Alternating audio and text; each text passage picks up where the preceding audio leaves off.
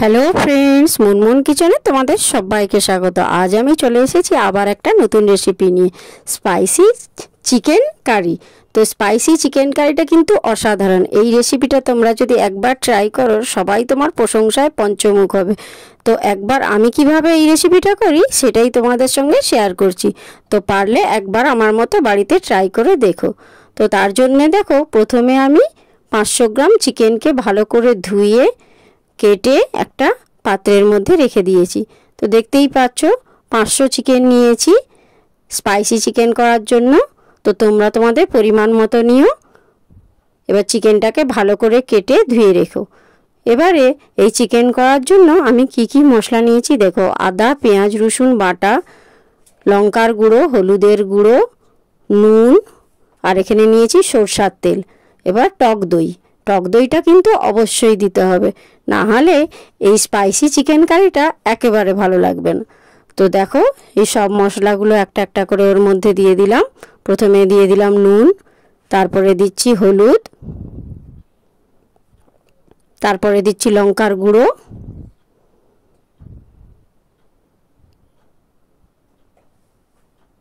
তারপরে দিচ্ছি সরষের তেল। সব উপকরণগুলো এবারে দিচ্ছি আদা, পেঁয়াজ, রসুন বাটাটা। সব উপকরণগুলোকে ভালো করে একসঙ্গে কিন্তু মাখাতে হবে। এবারে দিয়ে দেব টক দই।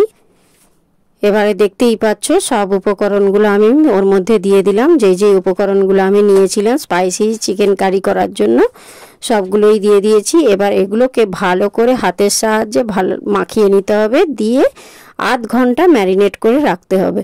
তো মাখানোর সময় তোমাদেরকে লক্ষ্য রাখতে হবে যেন খুব ভালো করে সমস্ত উপকরণগুলো মাখানো হয়, সেইভাবেই তোমাদেরকে হাতের সাহায্যে ভালো করে মাখিয়ে নিতে হবে। এবং এই রেসিপিটি অত্যন্ত অসাধারণ। দেখো, আমি এটা ম্যারিনেট করে রেখে দিলাম ঠিক আধ ঘন্টার মতো। তো আধ ঘন্টা রেস্টে আমি রেখে দিয়েছি। এবারে দেখো এর জন্য কি মশলা নিয়েছি। এই স্পাইসি চিকেন কারিটা করার জন্য প্রথমে দেখো পেঁয়াজ কুচি, এই কিছু রসুনকে আমি থেতো করে নিয়েছি, আদা বাটা, এটা হচ্ছে কাঁচা লঙ্কার বাটা, আর ধনে পাতা। এই কটা উপকরণ দিয়ে আমি আজকে রেসিপিটা করব। তো দেখো, গ্যাসের ওপরে আমি কড়া বসিয়ে রেখেছি। কড়াটা একটু গরম হয়ে যাবে। এবারে আমি এর মধ্যে দিয়ে দেব 100 গ্রাম সরষের তেল। রেসিপিটা তোমরা সরষের তেলেই করার চেষ্টা করবে। তো সরষের তেলের কিন্তু একটা অসাধারণ আলাদা মাত্রা আছে, যা এই স্পাইসি চিকেন কারিটাকে আরও অসাধারণ করে তুলবে। এবার সেই তেলটা গরম হয়ে যেতে দিয়ে দিলাম 2টো তেজপাতা, তারপরে দিয়ে দিলাম 2টো দারচিনি, আর দিলাম 2টো লবঙ্গ, আর দিলাম 3টে ছোটো এলাচ। এবার সমস্ত মশলাটাকে একটু ভালো করে তেলে ভেজে নিতে হবে। গোটা মশলাগুলো একটু ভালো করে ভেজে নিলে দেখবে এর একটা আলাদা সেন্ট আসবে।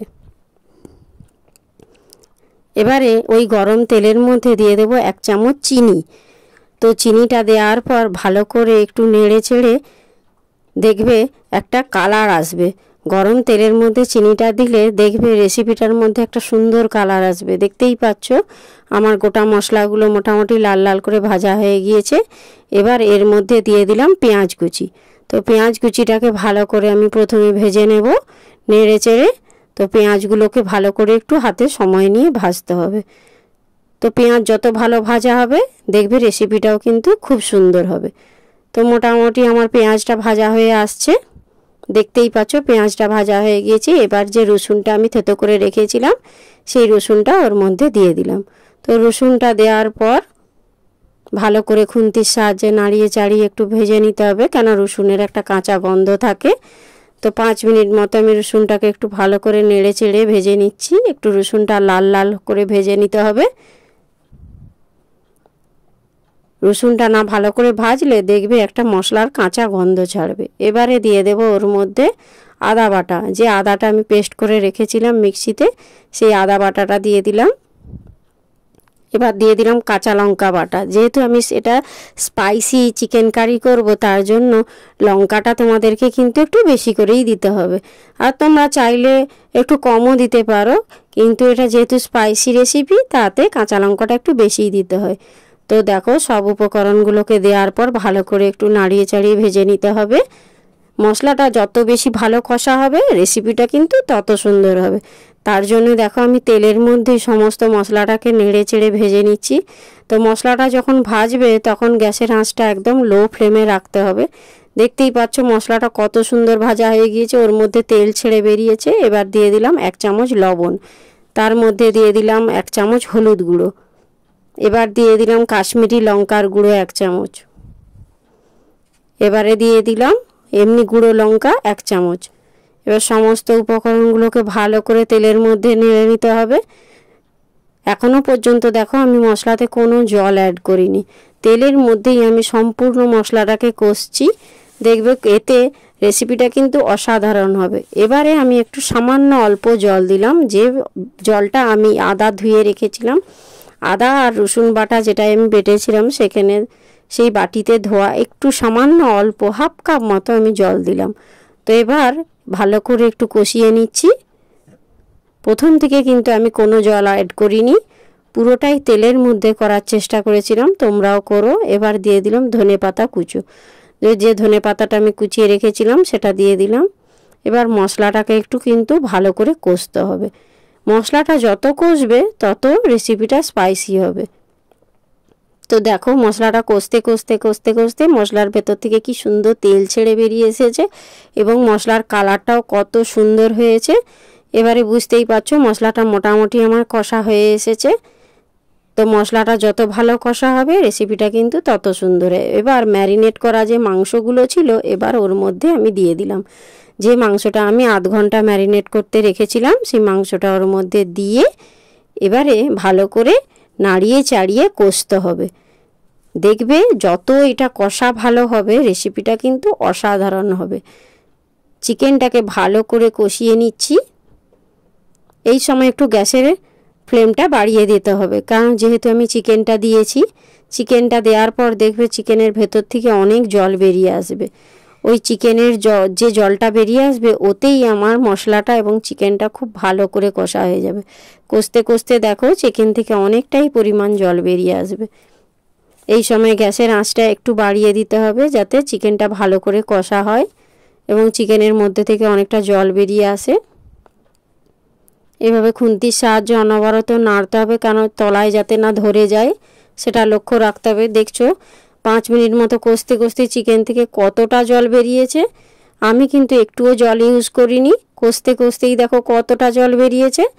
এই জলের মধ্যেই চিকেনটা কিন্তু আমি কষবো। একদম কষতে কষতে দেখবে একটা সময় এসে এই চিকেন থেকে তেল ছেড়ে বেরিয়ে আসবে। ততক্ষণ অবধি কিন্তু আমাদেরকে চিকেনটা কষতে থাকতে হবে। বুঝতেই পারছো দেখো কষতে কষতে জলটাও কতটা কমে গিয়েছে এবং ওর মধ্যে থেকে তেল ছাড়তে শুরু করে দিয়েছে। তো তোমাদেরকে আমি প্রথমেই বলেছিলাম যে দেখো চিকেনটা যত ভালো কষা হবে রেসিপিটা ততটাই সুন্দর হবে। এইভাবে দেখো কষতে কষতে ওর মধ্যে যতটা পরিমাণ জল ছিল সবটাই পুরো শুকনো হয়ে গিয়েছে, তেলটা মোটামুটি ছেড়ে বেরিয়ে এসেছে। এবারে মোটামুটি আমার কষাটা কমপ্লিট হয়েছে। এই পর্যায়ে আমি একটা ঢাকনা দিয়ে 5 মিনিট ঢেকে রেখে দিলাম যাতে চিকেনটা ভালো করে সেদ্ধ হয়ে যায়। দেখছো কত সুন্দর হয়েছে, অসাধারণ কালারটা কত সুন্দর হয়েছে এবং মশলাটা একদম ভাজা ভাজা হয়ে গিয়েছে।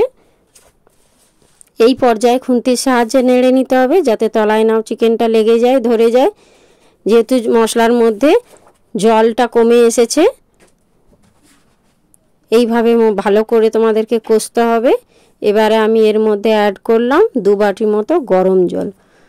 এবার দেখতেই পাচ্ছ যেহেতু আমার ওটা কষা হয়ে গিয়েছে, এবার 2 বাটি মতো আমি গরম জল ওর মধ্যে দিয়ে দিলাম, যেটা আমি আগে থেকেই করে রেখেছিলাম।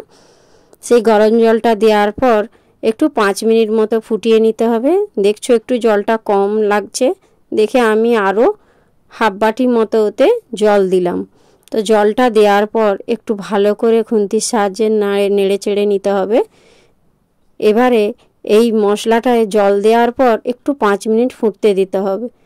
কেন প্রথমেই আমি এটা ঢাকা দিয়ে রেখেছিলাম, চিকেনগুলো প্রায় 25% একদম সেদ্ধই হয়ে গিয়েছিল। দেখো চিকেন কারিটা একদম আমার রেডি, স্পাইসি চিকেন কারি। এবার এটাকে আমি একটা সার্ভ করে দিয়েছি পাত্রের মধ্যে। তো কার কার আমার রেসিপিটা ভালো লেগেছে একবার কমেন্ট করো, লাইক করো, শেয়ার করে দিও। দেখতে কত সুন্দর হয়েছে এবং খেতেও কিন্তু অসাধারণ এবং লোভনীয় হয়েছে। তো আমার মতো যারা একবার বাড়িতে করবে তাদের প্রশংসায় সবাই পঞ্চমুখ থাকবে। আজকের মতো টাটা, বাই বাই।